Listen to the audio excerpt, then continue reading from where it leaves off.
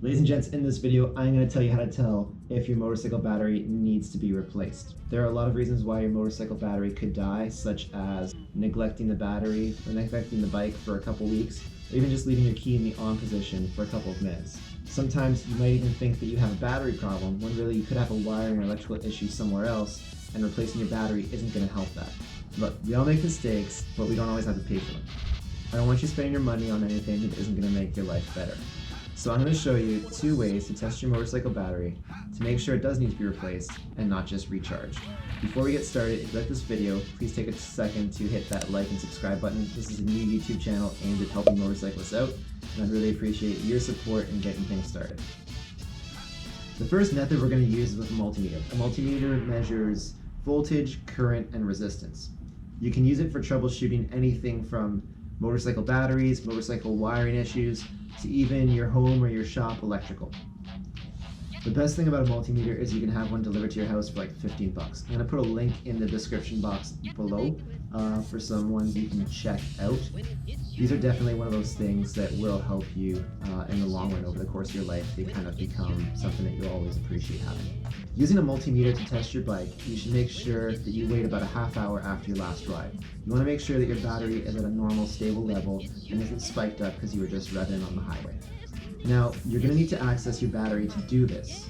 For some of you, that's going to mean lifting up your gas tank or taking off some fairings or panels or lifting up your seat. If you have one of these little pigtails for battery chargers, you can take advantage of there being a positive and negative terminal and test from there. That's what I'm going to do to show you guys how to do it. Take your multimeter and set it to 20 volts DC. Put the red probe on the positive terminal and the black probe on the negative terminal. Check the screen and you'll see a reading right here. That's the voltage. It tells you how charged the battery is. What you want ideally is the number to be over 12.6 volts. We're going to touch positive to positive and negative to negative, and we're reading 12.95. So this battery is 100% charged and it's good. If you're seeing anything over 12.4, you might be okay. If you're seeing just over 12 or under 12, your battery is going to be dangerously low. If after charging your battery still isn't getting back up to at least 12.6, unfortunately you need to replace it, not recharge it, or it's just going to leave you stranded again. While you're here, you should check your bike's charging system. If you can start the bike, start off with just turning the key. So before I turn it, I'm at 12.95. When I turn it, the voltage drops to 12.91.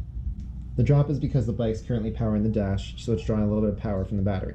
When you hit the starter, the voltage will drop, and then it'll spike up again.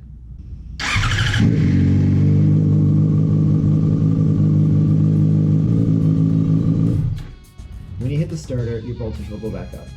It'll spike even more if you start revving up the bike.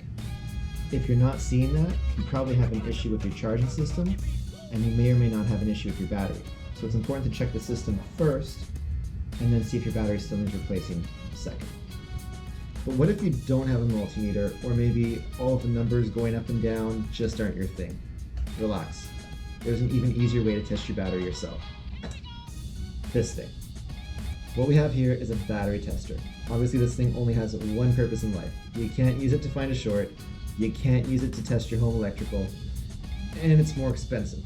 But what it does really fast and really well. See, up here it simply tells you, bad, weak, okay for 6-volt batteries, bad, weak, okay for 12-volt batteries. We're going to put our battery tester on 2 batteries, one that should be okay and one that probably isn't.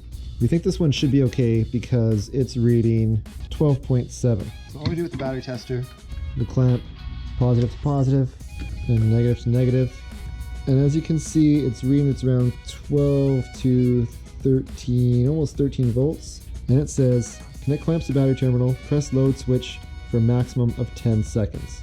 1, 2, 3, 4, 5, 6, 7, 8, 9, 10. You can see the smoke coming out of here. Long enough. It's still reading over 12. It's still in the green section, which means it's okay. It's good. So right now this battery is okay. Let's check the other battery now.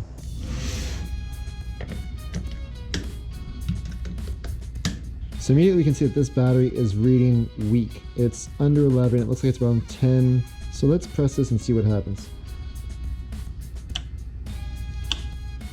It only took about a second for it to shoot right down to 0. Let's try it one more time so you can catch that. Boom.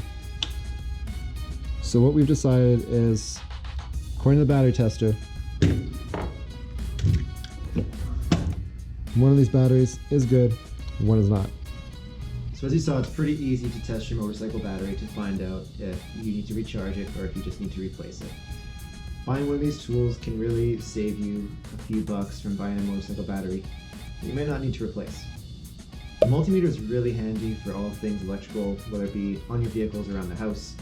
The battery tester only has one purpose, but for some people it can be a lot easier to work with. It does come a bit more of a price tag, around $50, but I'll post all links in the box below. Thanks, ride safe. Peace.